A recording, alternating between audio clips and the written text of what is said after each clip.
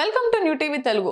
Telugu cine ప్రేక్షకులకు ఒకప్పుడు భాష పరిమితులు ఉండేవి. కానీ ఇప్పుడు కాలం మారింది. కథ బాగుంటే చాలు, అది ఏ భాష చిత్రమైనా సరే మన వాళ్ళు బ్రహ్మరథం పడుతున్నారు. ముఖ్యంగా మలయాళ సినిమాలకు ఒక టాలీవుడ్లో ఉన్న క్రేజ్ గురించి ప్రత్యేకంగా చెప్పనక్కర్లేదు. ఈ క్రేజ్ రావడానికి అసలైన పునాది వేసింది మాత్రం దృశ్యం సినిమానే.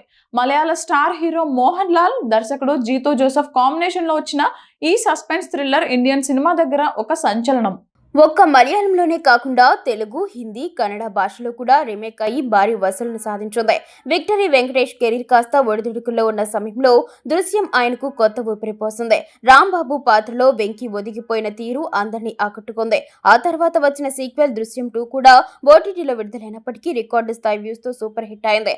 అయితే ఇప్పుడు అసలు చిక్కు దృశ్యం 3తో మొదలైంది. ప్రస్తుతం జీతూ జోసెఫ్ దృశ్యం 3 పనుల్లో ఎంతో బిజీగా ఉన్నారు. ఏప్రిల్ మొదటి వారంలోనే ఈ సినిమాను విడుదల చేసేలా ప్లాన్ చేస్తున్నారు. కానీ ఇదే ఇప్పుడు మన వెంకీ మామకు, తెలుగు మేకర్స్ కు పెద్ద తలనొప్పిగా మారింది.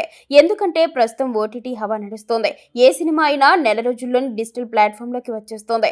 మలయాళ వర్షన్ థియేటర్లోకి వచ్చిన వెంటనే ఆ కథ ఏంటి, ఆ సస్పెన్స్ ఏంటి అనేది అందరికీ తెలిసిపోతోంది. పోనీ తెలుగులో వెంటనే రీమేక్ చేద్దామా అంటే వెంకటేష్ ప్రస్తుతం త్రివిక్రమ్ శ్రీనివాస్ దర్శకత్వంలో ఆదర్శ కుటుంబం సినిమాతో ఎంతో బిజీగా ఉన్నారు. ఈ భారీ ప్రాజెక్టు పూర్తి కావడానికి చాలా సమయం పడుతోంది.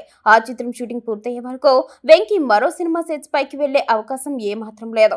మరోవైపు హిందీలో అజయ్ దేవగన్ కూడా దృశ్యం 3 కోసం సిద్ధమవుతున్నారు.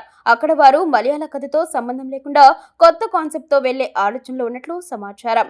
ఏది ఏమైనా రాంబాబు తెలివితేటలు ఈసారి తెలుగులో ప్రేక్షకులను మెప్పిస్తాయా, లేదా వెంకీ మామ ఈ సీక్వెల్ పై ఆశలు వదులుకోవాల్సిందేనా అనేది తెలియాలంటే మరికొద్ది రోజులు వేచి చూడాల్సిందే.